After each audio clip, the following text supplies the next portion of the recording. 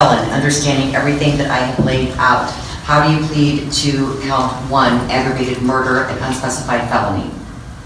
No contest. And how do you plead to the 1-year firearm specification under that count? No contest. How do you plead to the 3-year firearm specification under that count? No contest.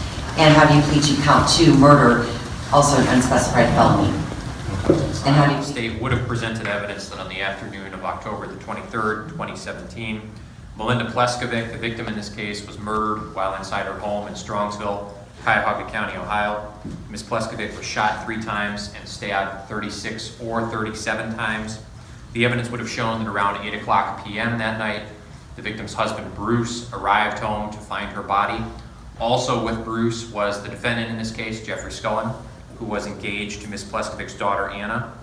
The evidence would have shown that police responded to the scene and obtained a search warrant for the Chevy Silverado truck that the defendant was driving on that night. That search yielded a knife in the back seat of the truck. A field test of the knife showed human blood on the blade, and subsequent DNA testing of that knife revealed both the defendant's DNA on the handle and the victim's blood on the blade. At that time, Detective Stoltz obtained an arrest warrant for the defendant. He was arrested at the Strongsville Police Department on October the 31st, 2017.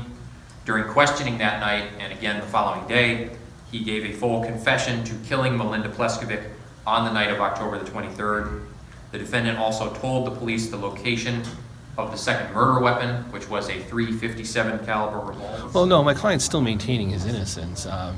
What he did is he saw the pain that the family was suffering through the 3 days of the suppression hearing, and despite how he might be portrayed, he's not a cold-blooded killer. Instead of making them suffer further and he has some very legitimate factual defenses. There's some defenses that you probably heard us relating to, whether it's DNA or other evidence that wasn't collected properly. He still had those, but rather than making the victim's family suffer through a 41-witness trial, we're going to go over to the Court of Appeals and deal with our